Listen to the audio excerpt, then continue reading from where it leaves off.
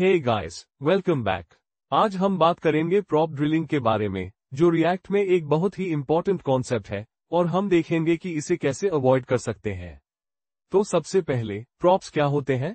जैसे जावास्क्रिप्ट में हमारे पास फंक्शंस होते हैं और हम उसमें पैरामीटर्स पास करते हैं, उसी तरीके से रिएक्ट में हमारे पास कंपोनेंट्स होते हैं। अगर हमें डेटा ट्रांसफर करना हो एक कंपोनेंट से दूसरे कंपोनेंट में, तो हम प्रॉप्स का यूज करते हैं। प्रॉप्स का यूज हम डेटा को एक कंपोनेंट से दूसरे कंपोनेंट में ट्रांसफर करने के लिए करते हैं। अब बात करते हैं प्रॉप ड्रिलिंग के बारे में। मान लीजिए हमारे पास एक पेरेंट कंपोनेंट है और पेरेंट कंपोनेंट के अंदर कई चाइल्ड कंपोनेंट्स हैं। तो अगर हमें पेरेंट से डेटा डायरेक्टली चाइल्ड कंपोनेंट 3 में भेजना है, तो रिएक्ट में ऐसा डायरेक्टली नहीं कर सकते। इसके बजाय हमें पहले चाइल्ड कंपोनेंट 1 में डेटा भेजना होगा, फिर चाइल्ड कंपोनेंट 2 को भेजना होगा और फिर फाइनली चाइल्ड कंपोनेंट 3 में डेटा पहुंचेगा। ये प्रोसेस जब मल्टीपल लेयर्स के बीच प्रॉप्स को पास करने की होती है, तो इसे प्रॉप ड्रिलिंग कहा जाता है। ये तब होता है जब प्रॉप्स को एक से ज्यादा इंटरमीडिएट कंपोनेंट्स के थ्रू पास करना पड़ता है। तो अभी तक हमने समझा कि प्रॉप ड्रिलिंग क्या होता है। अब इसे कोड के जरिए और अच्छे से समझते हैं। तो यहाँ हमारे पास page.js नाम की एक पेरेंट कंपोनेंट फाइल है। अब मुझे 3 और कंपोनेंट्स बनाने हैं। तो सबसे पहले अपना पहला कंपोनेंट बना लेते हैं चाइल्ड कंपोनेंट 1.js। अब इसी तरह दूसरा कंपोनेंट बना लेते हैं चाइल्ड कंपोनेंट 2.js।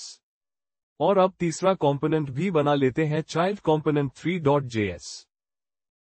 अब इन सभी फाइल्स को फंक्शनल कंपोनेंट में कन्वर्ट करते हैं। सबसे पहले चाइल्ड कंपोनेंट 1.js में रिएक्ट को इंपोर्ट करते हैं। अब इसे एक फंक्शनल कंपोनेंट में डिफाइन कर लेते हैं। इसी तरह हम चाइल्ड कंपोनेंट 2.js और चाइल्ड कंपोनेंट 3.js को भी फंक्शनल कंपोनेंट में बना लेते हैं।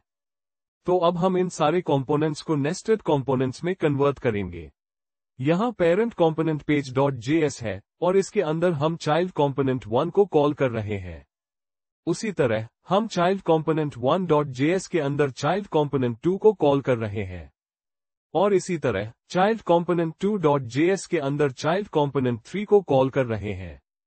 अब हम चलते हैं page.js में।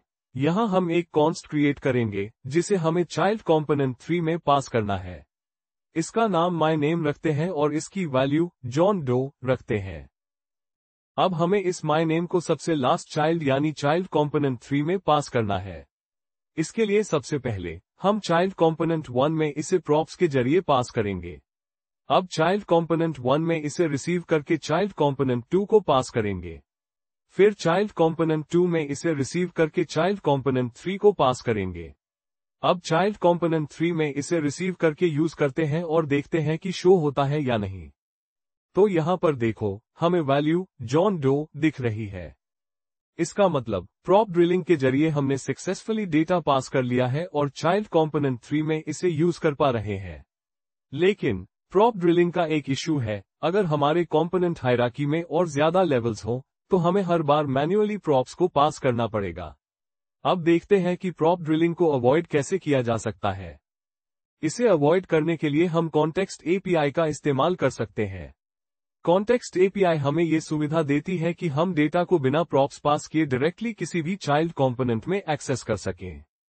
अब हम कॉन्टेक्स्ट एपीआई का यूज करके प्रॉप ड्रिलिंग को अवॉइड करेंगे। सबसे पहले हम एक कॉन्टेक्स्ट क्रिएट करेंगे जिससे डेटा को डायरेक्ट किसी भी कंपोनेंट में एक्सेस किया जा सके। अब page.js में my context provider का यूज करेंगे और my name की वैल्यू को इसके अंदर रैप करेंगे। अब हमें चाइल्ड कंपोनेंट 3 में जाकर डेटा को इंपोर्ट करना है। फिर हम data.consumer लिखते हैं। अब data.consumer सिर्फ फंक्शंस को ही एक्सेप्ट करता है, इसलिए हम एक फंक्शन पास करेंगे। जो वैल्यू हमें यूज करनी है उसे फंक्शन के अंदर एक्सेस करेंगे और रिटर्न में HTML पास करेंगे। अब देखते हैं कि प्रॉप ड्रिलिंग को अवॉइड करके भी हमें जॉन डो सही तरीके से शो होता है या नहीं। यहाँ हमें my name is John Doe दिख जाता है।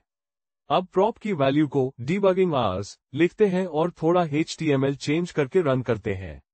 अब जब हम चाइल्ड कंपोनेंट 3 में इसे रेंडर करते हैं, तो हमें आउटपुट में My channel name is debugging hours दिखता है। इस तरह हम प्रॉप को डायरेक्ट पेरेंट से चाइल्ड कंपोनेंट 3 में एक्सेस कर पा रहे हैं और प्रॉप ड्रिलिंग से बचने के लिए कॉन्टेक्स्ट एपीआई का सही यूज कर रहे हैं। तो इस तरह हमने देखा कि प्रॉप ड्रिलिंग क्या होती है, इसे कैसे अवॉइड कर सकते हैं, और कॉन्टेक्स्ट एपीआई का यूज करके डेटा को एफिशिएंटली पास करना सीखा। अगर आपको यह वीडियो पसंद आया हो तो लाइक करें, कमेंट करें और अपने दोस्तों के साथ शेयर करें। और हाँ, ऐसे ही रिएक्ट और जावास्क्रिप्ट से जुड़े मजेदार कॉन्सेप्ट सीखने के लिए चैनल को सब्सक्राइब करना ना भूलें। मिलते हैं अगले वीडियो में। डिबगिंग आवर्स पर बने रहिए। Happy coding.